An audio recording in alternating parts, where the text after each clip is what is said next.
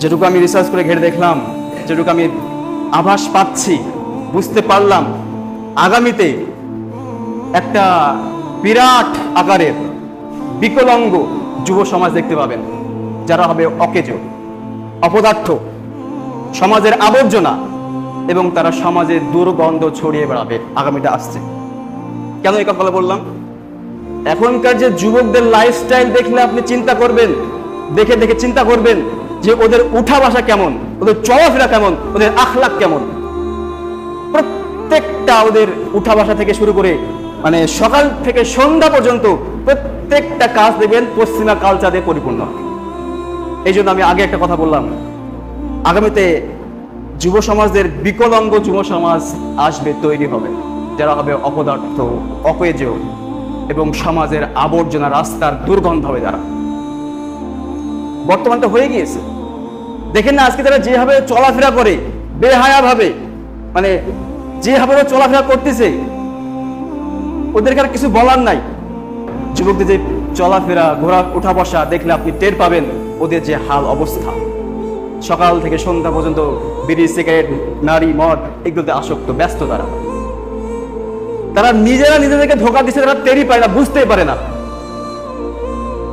বর্তমান পৃথিবীর মুসলমান, বিশেষ করে মুসলিম বিশ্ব আজ মজ মসজিদে ব্যস্ত, খেল তামাশায় ব্যস্ত। তারা রিসার্চ করে না, তারা গবেষণা করে না। কিন্তু ইহুদিদের দেখে নেন, ইহুদি খ্রিস্টানরা ওদের রাষ্ট্রীয় সম্পদ থেকে শুরু করে অজস্র সম্পদ, অজস্র তাদের রিয়াল বলেন, ডলার বলেন, সম্পত্তি বলেন, তারা গবেষণা করার জন্য তারা খরচ করে ব্যয় করে। ইহুদি এবং খ্রিস্টানরা তারা মহাকাশ নিয়ে গবেষণা করে, তারা ভূমণ্ডল, তারা বিভিন্ন ধরনের সেক্টর, বিজনেস প্ল্যান করে, তারা যে খনিজ সম্পদ রয়েছে এই নিয়ে তারা খোঁজাখুঁজি করে, তারা কি করে, রিসার্চ করে, গবেষণা করে। আর আমার ঘরে, আপনার ঘরে সন্তানরা কি করে? সকাল থেকে দেখবেন মোবাইল নিয়ে ব্যস্ত, নারী নিয়ে ব্যস্ত, ইউটিউব নিয়ে ব্যস্ত, ফেসবুক নিয়ে ব্যস্ত।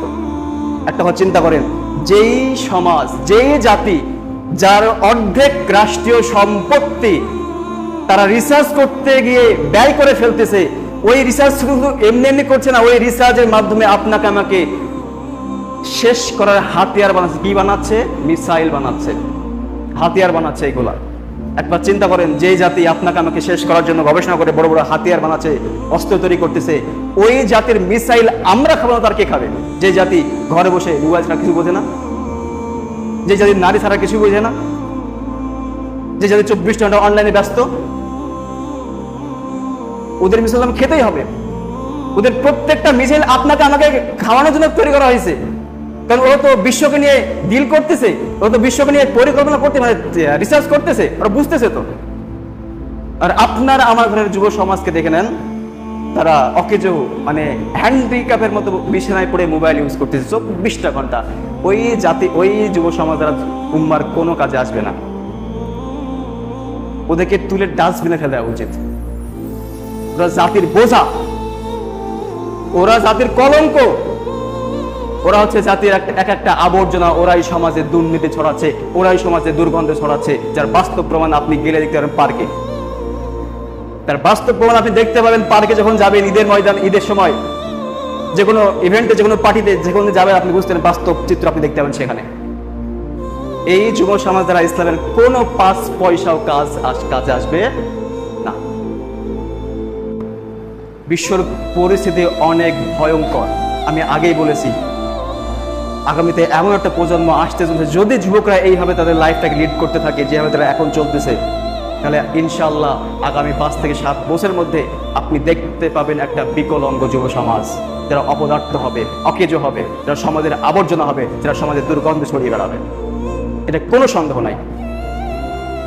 সুতরাং যুবক, তোমাদেরকে বলতেছি, হয় তুমি জাতির আলো হও, না হয় তুমি জাতির অন্ধকার হয়েও না। হয় তুমি জাতির নূর হও,